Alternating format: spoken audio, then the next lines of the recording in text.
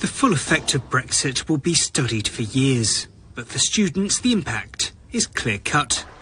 The UK shelved its participation in the EU's Erasmus Plus student exchange programme. The University of Ghent still has arrangements with 22 UK universities, but student participation is half of what it once was.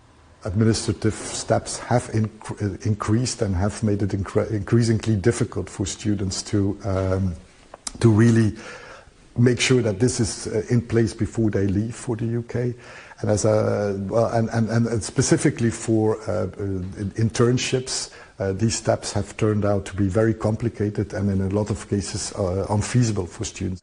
While demand remains, rising costs and burdensome administrative processes are barriers for many students on both sides of the Channel. Students at this university are already applying for exchanges, scheduled for September and even February 2026. Lawmakers here in Brussels are working on ways to boost mobility for young people. Polling suggests 51% of British voters are in favour of rejoining Erasmus+, with 15% opposing the move.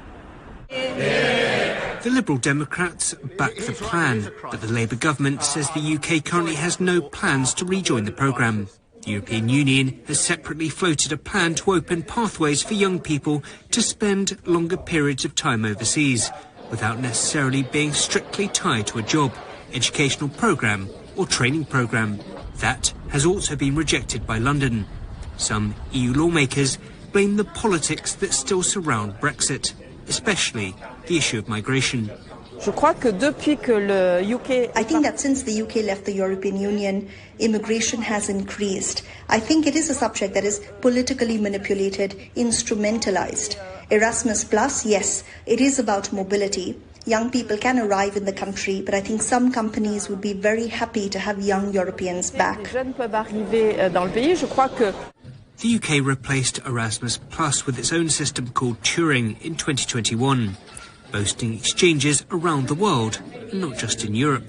For the 2024-25 academic year, the programme is offering roughly $140 million for overseas educational placements. But some say the programme has led to increased bureaucracy for universities and a lack of opportunity for European students.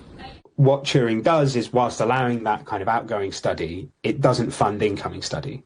And that leads to, from our perspective, a tension between students and universities, obviously because there's less places, but also between university and university. More than 15 million people have participated in the Erasmus Plus programme since it launched in 1987. But for now, at least, the UK's participation is consigned to the history books. William Denselow, CGTN, Brussels.